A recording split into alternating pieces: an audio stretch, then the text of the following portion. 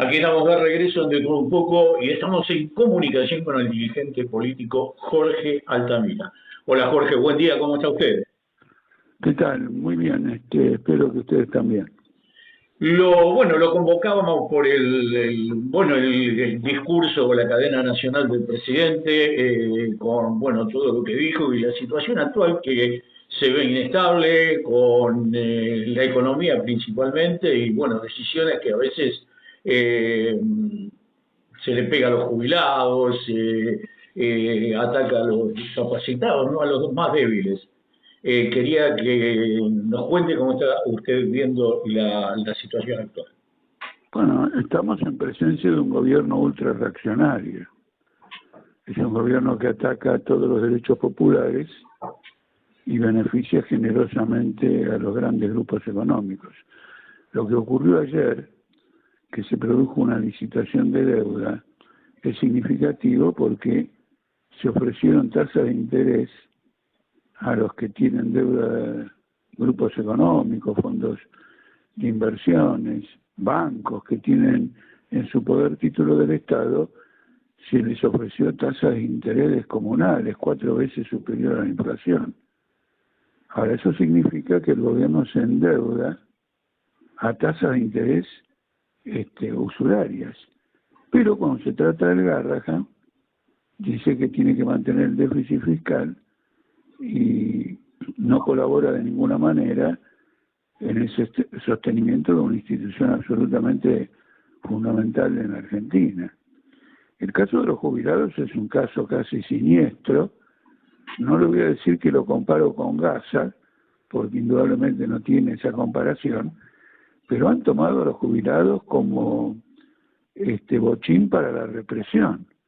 Es decir, todos los días, el otro día, por ejemplo, hubo una manifestación por Palestina. La policía no estaba. Ahora, cuando vienen los jubilados a protestar por el tema jubilatorio, el ensañamiento represivo es fenomenal. Y el presidente, el otro día, pronunció un discurso porque se dio cuenta que su frente político se desmorona, las encuestas en la provincia de Buenos Aires lo están dando a la baja, y quiso hacer una suerte de discurso de autoridad, de exhibición de autoridad, y no me voy a detener en todo lo que dijo, pero es de una ignorancia y un analfabetismo absolutamente fundamental, para ilustrar un punto que a la audiencia le puede interesar. Cuando hay inflación, y usted ajusta un salario de acuerdo a la inflación, ajusta a los jubilados con la inflación, o ajusta el Garrahan de acuerdo a la inflación, usted no está provocando ningún déficit fiscal. ¿Por qué? Porque esa inflación significa que el gobierno empieza por recaudar más dinero sobre el IVA, sobre los impuestos al consumo, porque los precios suben, la inflación sube, y entonces recauda, supongamos que subieron el 2% en el mes, bueno, en principio recauda el 2% más, tiene la plata. No puede decir después que cuando le reclaman, che, ajustame el 2%, diga no tenga la plata, no aumentás el déficit. No, vos al contrario, con la inflación recaudaste mucho más, y por lo tanto, si una parte de esa recaudación viene a nosotros, el déficit no se mueve. Entonces es un discurso medio alocado, es un discurso francamente... Sí, dígame. Después quería condicionar al Congreso, quería que el Congreso vote leyes contra el mismo Congreso, penalizando las decisiones públicas, ¿no? Es bastante disparatado, ¿no? Lo que... Eso obviamente, eso es un disparate, pero detrás del disparate es un disparate descomunal. Porque alguien por votar algo va a ser penalizado por la justicia, tiene que cometer un delito para ser penalizado. Pero detrás de eso hay una intención que se manifiesta también en la provincia de Santa Fe, donde están reformando la Constitución y quieren establecer la prohibición del déficit fiscal. ¿No es cierto? Eso algunos países europeos lo tienen. Hay una comisión que es designada, quiero decir que facilita la reforma constitucional, que hace de supervisora del déficit. Y si ve que se aprueba algo con déficit, con esta reforma constitucional se le da el poder para vetar ese déficit. Ahora, yo le voy a decir sobre el déficit lo siguiente. Acá no se trata de hablar del déficit en abstracto, porque el déficit, el que él quiere controlar, el ajuste que quiere hacer para no tener déficit, recae solamente sobre las clases populares. Yo le acabo de mostrar algo fundamental. Si yo coloco deuda al 60% de interés anual y la inflación se encuentra en el 30% de interés anual, yo le estoy dando una tasa usurera al banco. Claro, claro. Por lo tanto, cuando ese genera una deuda, que cuando la tenga que pagar vas a tener el déficit de la gran 7. Pero hay contabilidad creativa por parte del Estado, porque no se toma en cuenta la deuda, ¿no? Porque si vos decís que no haya déficit fiscal, no tomes deuda, porque ya la deuda te da déficit. Bueno, claro, pero pasa lo siguiente. El gobierno, cuando habla de déficit, se refiere no al déficit que contrae con deuda, sino al déficit de caja. Es decir, solo va a contabilizar cuando tenga que pagar esos intereses. ¿Se da cuenta dónde está la contabilidad creativa que usted señaló? Sí, sí. En el momento en que yo me comprometo a pagar más intereses, el gobierno no lo registra. El gobierno lo va a registrar cuando en algún momento pague esos intereses. Pero la intención del gobierno es no pagar nunca esos intereses. Es volver a endeudarse cuando venzan los intereses, con intereses todavía más elevados. Ahora, ¿cuál va a ser la reacción de los que aceptan ese trato? Ya ayer el 40% le dijo no te renuevo nada y pagame. Porque claro, si yo tengo a alguien que es me debe y se endeuda y se endeuda y se endeuda, digo, no, este me va a defoltear a mí. Mejor me voy a tiempo antes que el tipo me diga, mira, no puedo pagar tantos intereses y declara un default. Entonces esto tiene una trampa. Esto tiene una trampa. 3/4 del equipo económico es ex JP Morgan, ¿no? Y el JP Morgan fue el que dijo que se rajen, ¿no? Bueno, ahí tiene usted, ¿se entiende? Hay que entender también la lógica del inversor, o la lógica de cualquiera. Como dice aquel dicho, cuando la limosna es grande, hasta el santo desconfía. Cuando los intereses empiezan a ser cada vez más usurarios, el que se beneficia de eso dice, mejor no entro más acá, porque ya acá hay trampa, me van a arruinar, me van a tirar un default. Entonces este gobierno está llevando al país al abismo, pero la lógica del capital es que mientras está ganando plata, sigamos. Le voy a dar un ejemplo muy concreto, de la gravedad de la situación. Estados Unidos tiene un déficit peor que el de Argentina, y Trump ya ha declarado que no lo puede pagar. Inclusive insinuó que no pagar nunca más la deuda en capital, es decir, que eso quede permanente, la deuda permanente, y solo pagar intereses, porque no tiene recursos para pagar los vencimientos de capital, y si lo hiciera, echaría tantos dólares al mercado que provocaría el colapso del dólar y el colapso de la economía.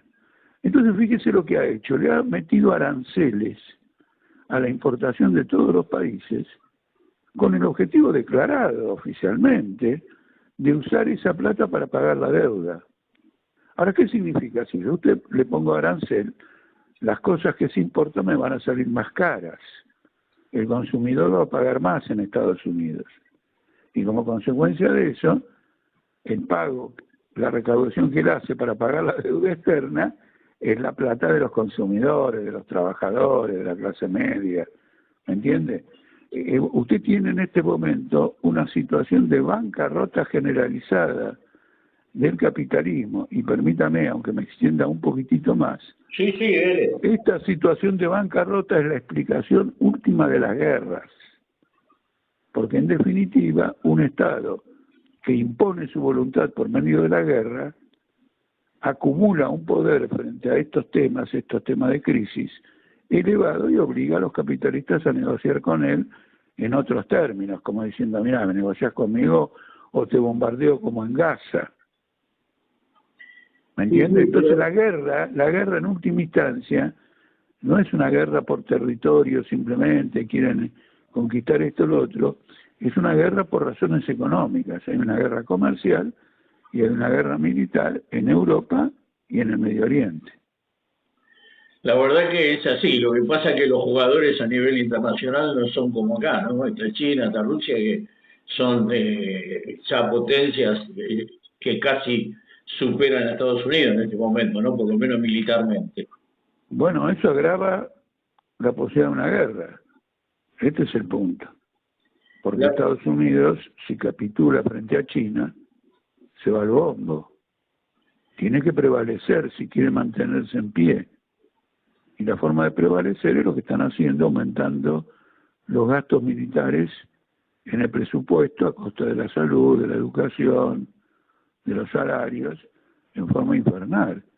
Con esto lo que quiero ilustrar es que, por importante que sean nuestros problemas locales, son una expresión de una tendencia a la bancarrota de carácter mundial.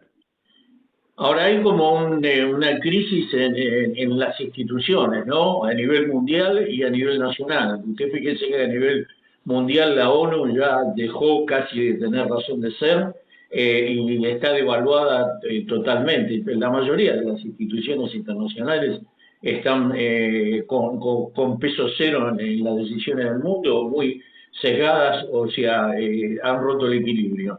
Y a nivel nacional tenemos del Poder Judicial para abajo, están vacías las instituciones, ¿no? Uno ve lo que sucede, porque si no, no podría estar sucediendo lo que está sucediendo acá en Argentina, donde se cometen disparates uno tras del otro, se viola constantemente la Constitución y no hay institución que reaccione, ¿no? Bueno, la guerra, la agudización de los conflictos sociales, son incompatibles con la estabilidad política.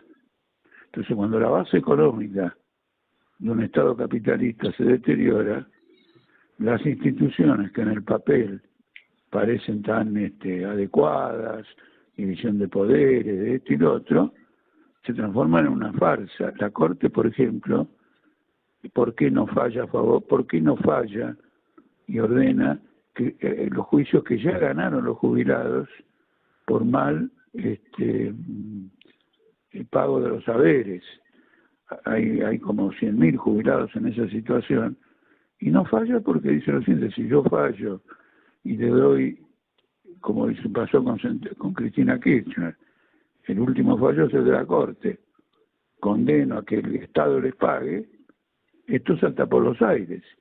Entonces finalmente la Corte Suprema ya es una institución política de los capitalistas que, para que no salte todo por los aires,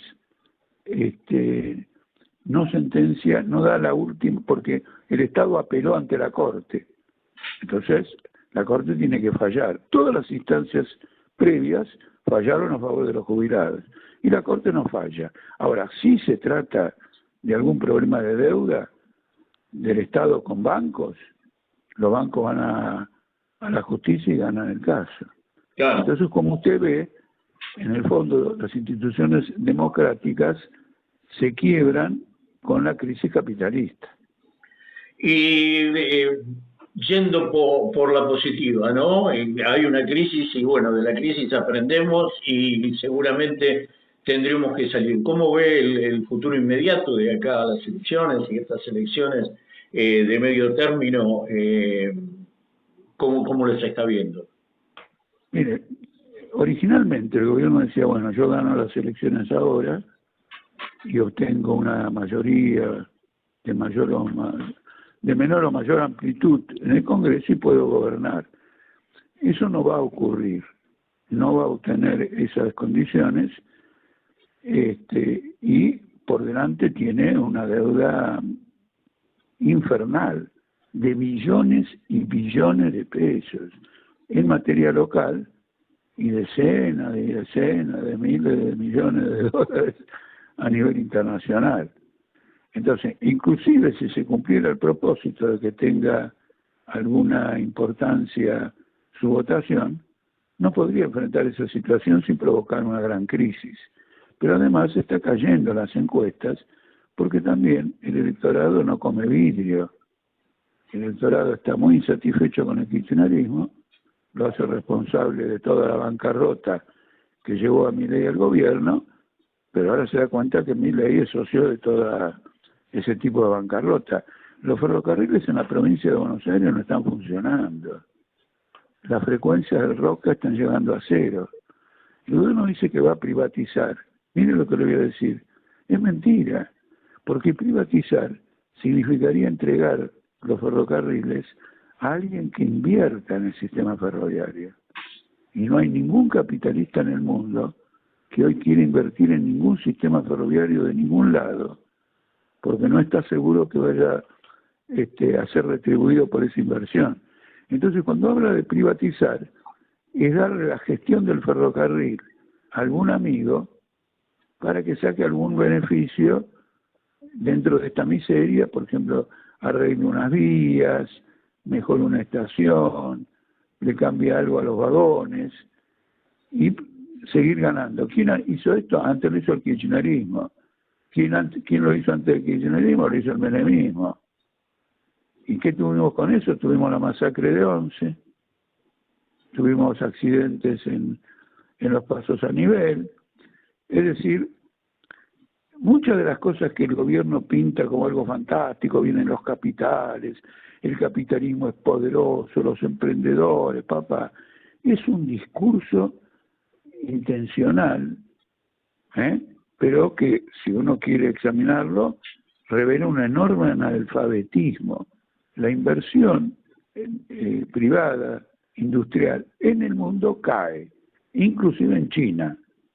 Inclusive en China. El mercado está saturado, hay una tendencia a la deflación y a la caída de los precios, y esto con grandes deudas. También China. Lo que me sorprende lo de China, me sorprende lo de China. Yo tenía entendido que era uno de los países que más invertía en industria. Pero en el capitalismo, cuando usted invierte, siempre corre el riesgo siguiente, de invertir menos o invertir más. Quiero decir, de invertir menos o invertir en exceso. Entonces, para mantener vigorosa la economía, el gobierno fomentó mucho la inversión inmobiliaria. ¿Y el resultado cuál es? Que hay ciudades en China que no están ocupadas por nadie. Es lo que se conoce como exceso de producción, que es una característica clásica de la crisis capitalista.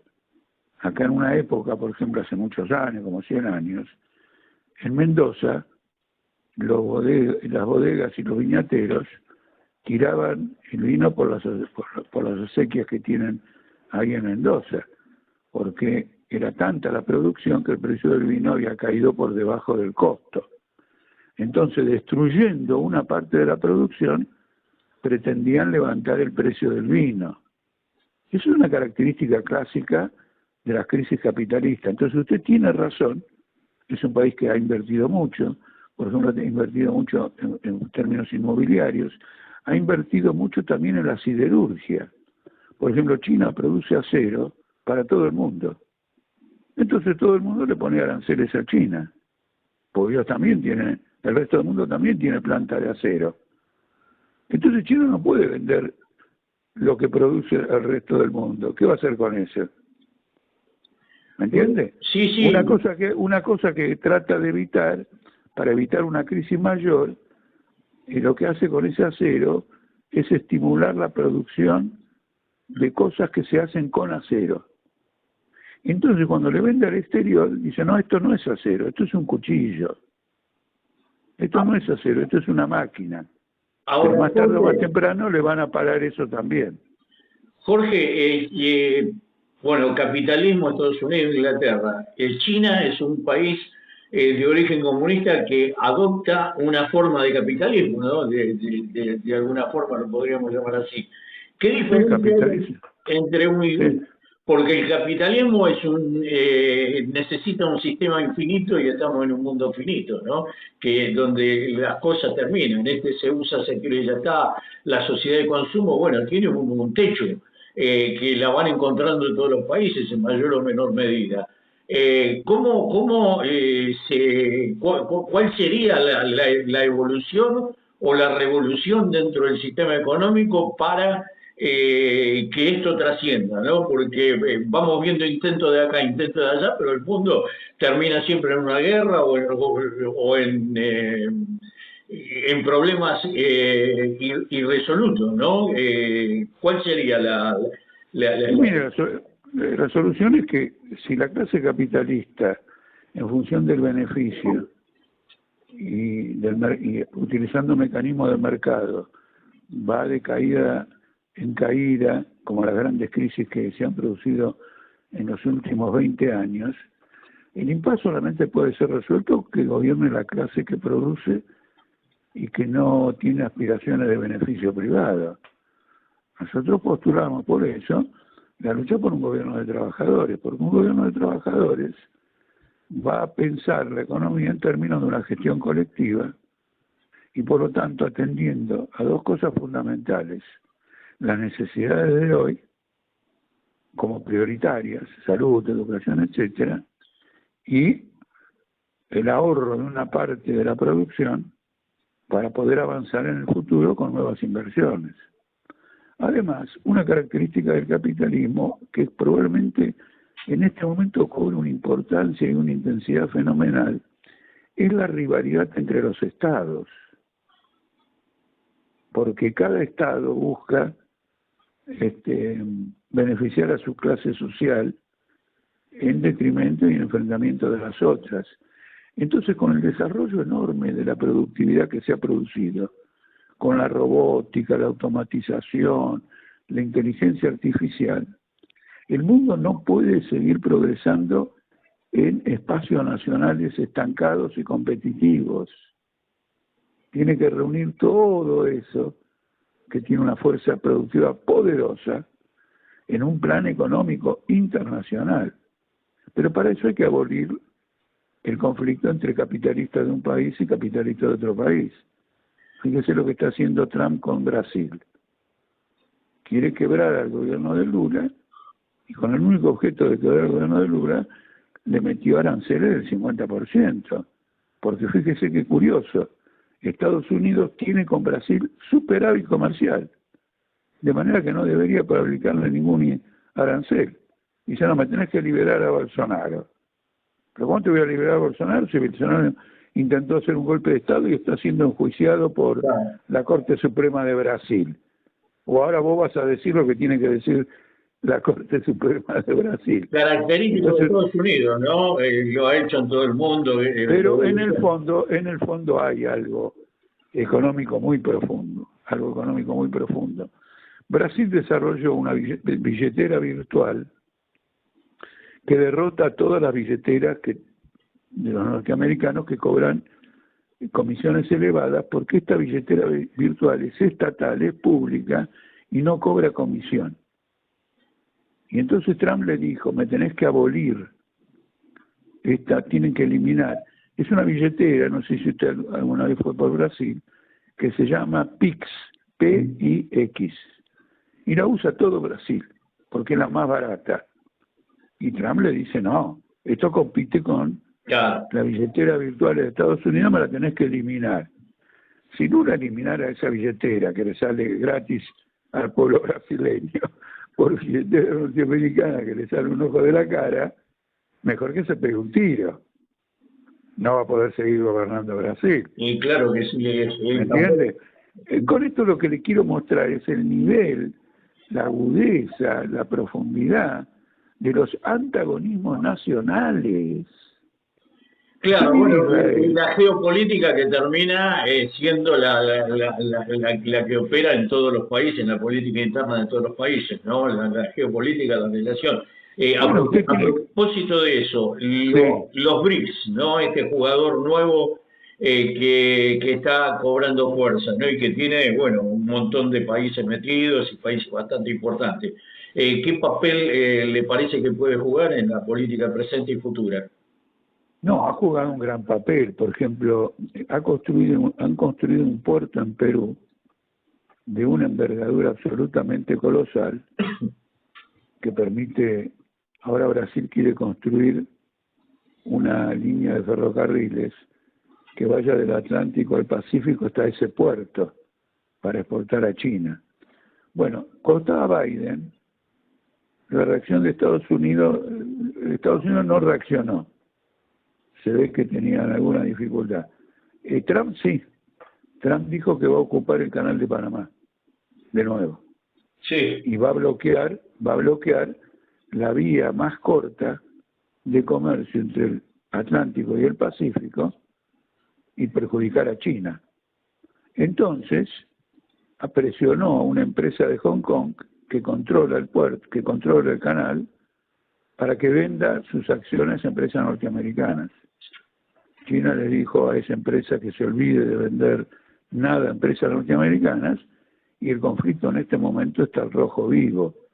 La prensa argentina no lo sigue, pero está muy al rojo vivo, y es uno de los tantos conflictos que van a terminar llevando a una guerra entre Estados Unidos y China.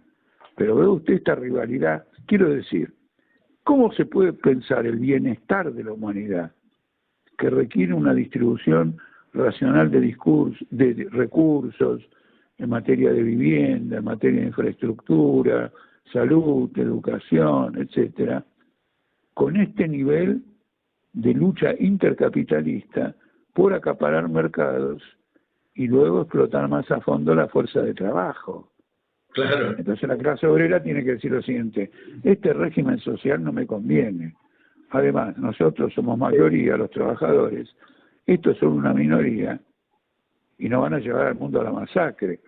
Por eso lo que está ocurriendo en Gaza no se ha reflexionado bastante. Ante los ojos del mundo, el Estado de Israel está masacrando a la población conscientemente porque tiene el propósito de que se vaya de Gaza. Claro, de quedarse con la tierra. De quedarse con todo. Y lo mismo en Cisjordania, que queda del otro lado, que queda hacia el este. ¿No es cierto? Y usted fíjese que todo el mundo mira eso y no hay ninguna reacción de alguna importancia. Y cuenta con el apoyo de Trump. Y cuenta con el apoyo de la Unión Europea, Israel.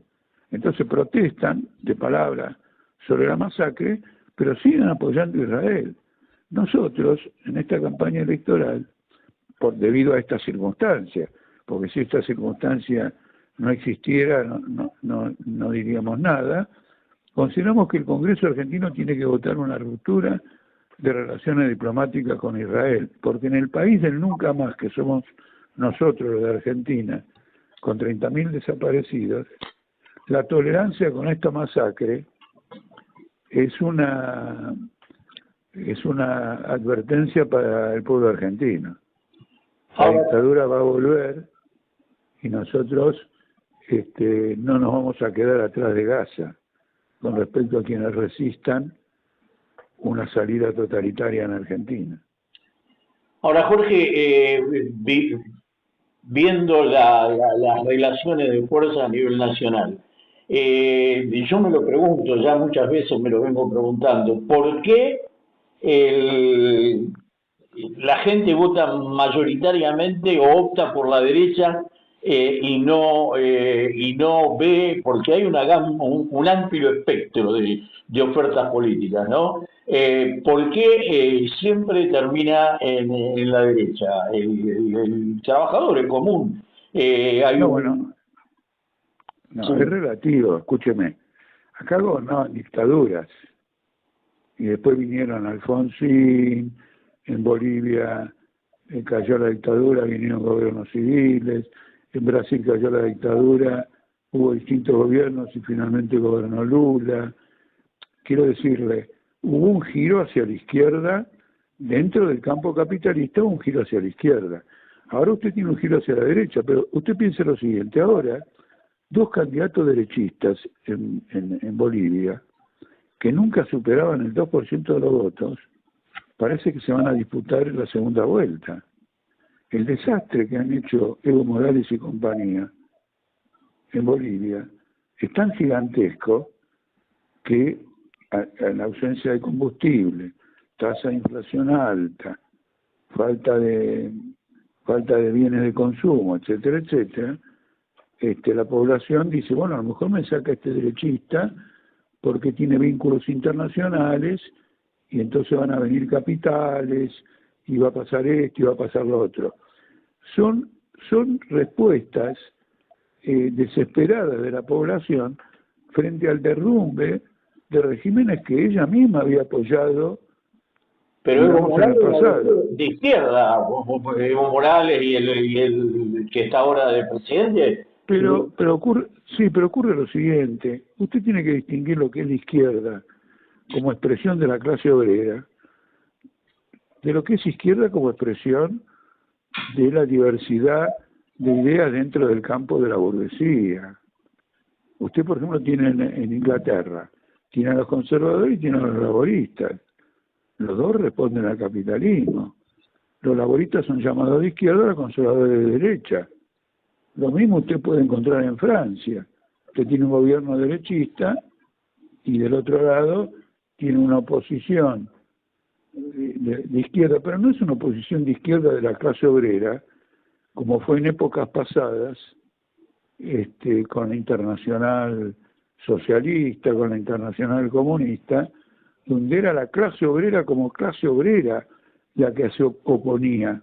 Ahora son divergencias o matices, porque finalmente la realidad es muy compleja, como para que un único partido político de la clase que domina dé cuenta de la situación. Mire, un gran revolucionario dijo lo siguiente: la burguesía, como el ser humano, para caminar necesita dos patas, una de derecha y otra de izquierda, porque si falla la derecha y no hay una izquierda de la burguesía, se cae el sistema.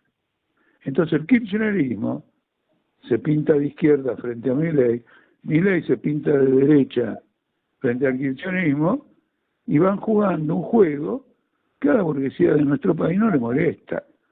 Ahora, si una corriente como la nuestra, ¿no es cierto?, que es una expresión de la clase obrera, entra a ocupar una posición más amplia de la que ocupa ahora, y las cosas cambian radicalmente. Ahora, Jorge, ¿por qué ustedes siempre hablan de la clase obrera y no de la clase trabajadora? No, ocurre lo siguiente: ha habido una evolución en el lenguaje, porque la clase obrera siempre fue llamada clase obrera. Entonces, venía la clase obrera y la clase capitalista.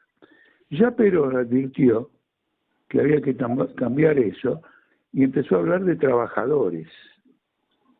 Le voy a decir más, si usted me permite le cuento una anécdota. Sí, sí. Yo un día encontré un recorte de un diario del año 47 y me llamó la atención, y para mí fue muy instructivo. Había una manifestación y el cartel de una parte de la manifestación en el año 1947 decía: los proletarios, ni clase obrera, ni, ¿cómo se llama?, trabajadores. Los proletarios, como Marx decía los proletarios. Los proletarios argentinos apoyamos a Perón. ¿Qué significa? Que la generación anterior a Perón, muy clasista, usaba el término proletarios. Como Perón los ganó, en la transición a transformarse en peronistas, mantenían el viejo lenguaje para aplicar una política completamente diferente. Perón advirtió eso y dijo trabajadores, porque la palabra clase obrera se expresa mucho más antagónica con el capital en la industria, etcétera, que trabajadores, porque finalmente un empresario que se levanta a las 6 de la mañana y va a cuidar su empresa puede reclamar para él su condición de trabajador. Es un intento de borrar diferencia de clases. Ahora se agravó. Ahora ya ni siquiera es trabajadores. Ahora hasta la izquierda misma, en el caso del FITU, habla de laburantes. Claro.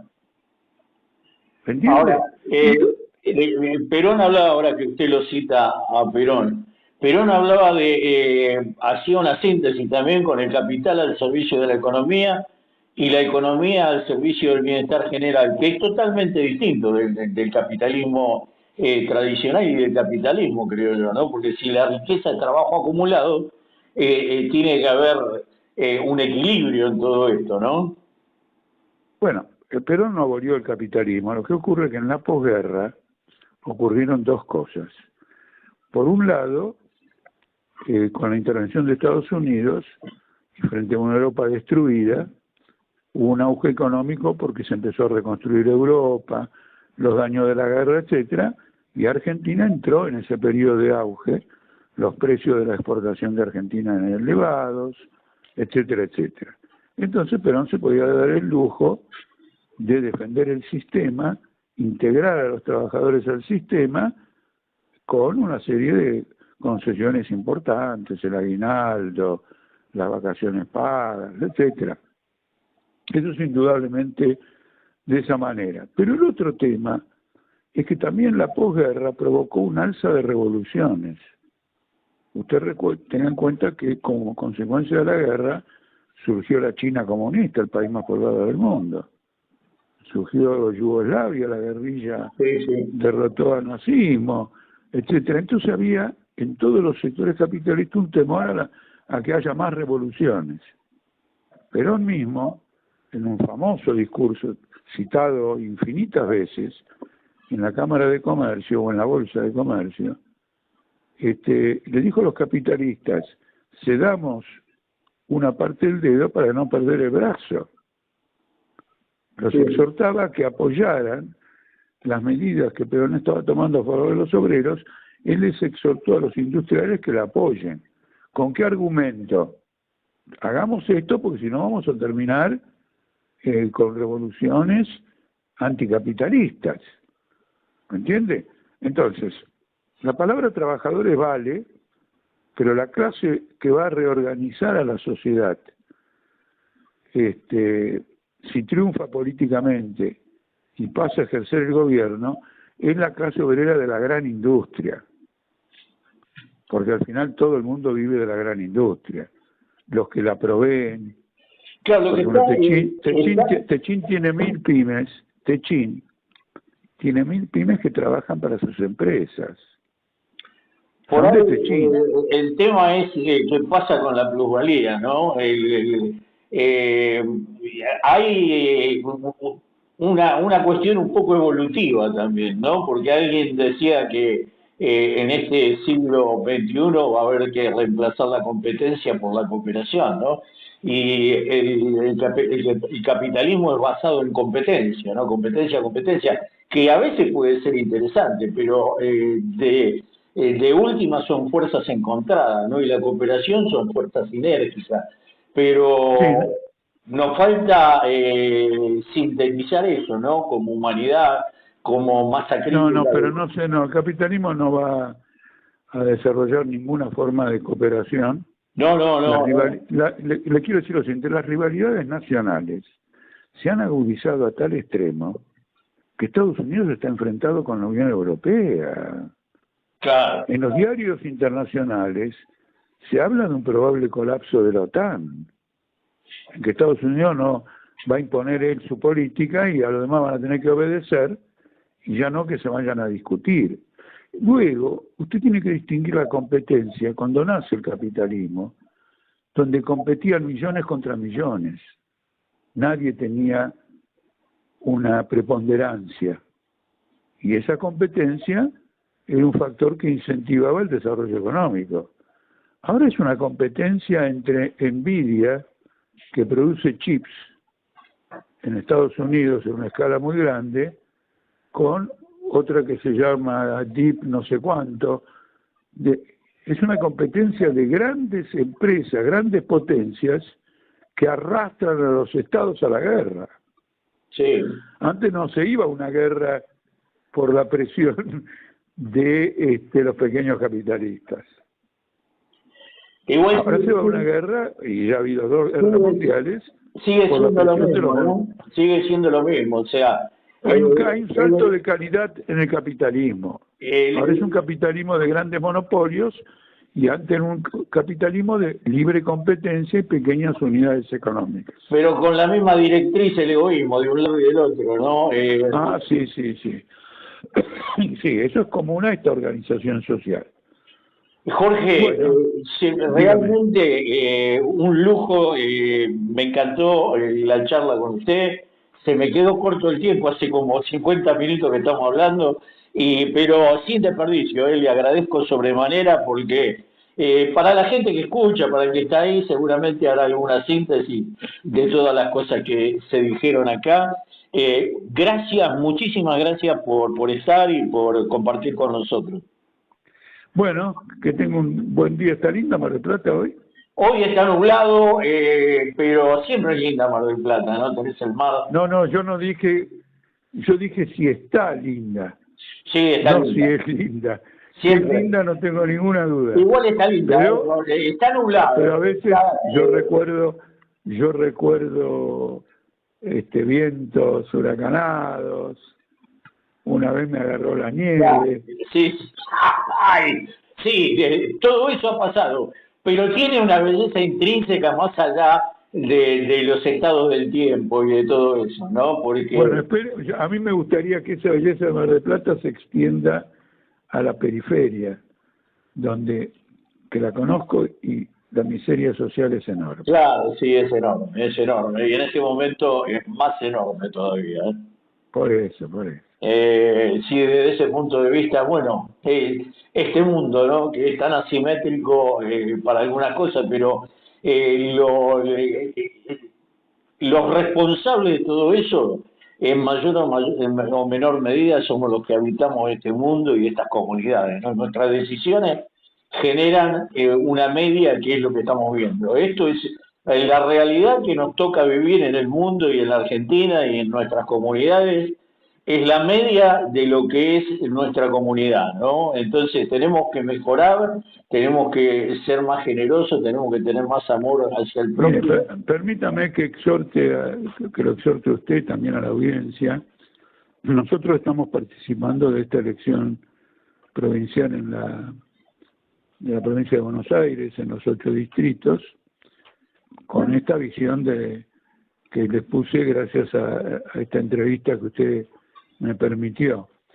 Que consideren, le digo a la audiencia, nuestros planteamientos, y sería importante que conquistemos una representación en la legislatura. Cuando yo gané una representación en la legislatura de la Ciudad de Buenos Aires, saqué una ley, yo estando con 60 adversarios, impuse una ley muy importante que redujo la jornada laboral en el subte a 6 horas sin afectar el salario, teniendo en cuenta que el trabajador del subte se encuentra en un ambiente insalubre, que ejerce un impacto negativo sobre su salud. Es decir, que mientras vamos comprendiendo y analizando la realidad, somos muy eficaces para conquistar reivindicaciones para la clase trabajadora. Muchísimas gracias, Jorge, por todos los conceptos vertidos y bueno, seguramente hay mucha gente que está recibiendo sus palabras. Muy bien. Hasta De nuevo, luego. buen día. Chao. Bueno, Jorge Altamira, realmente un lujo.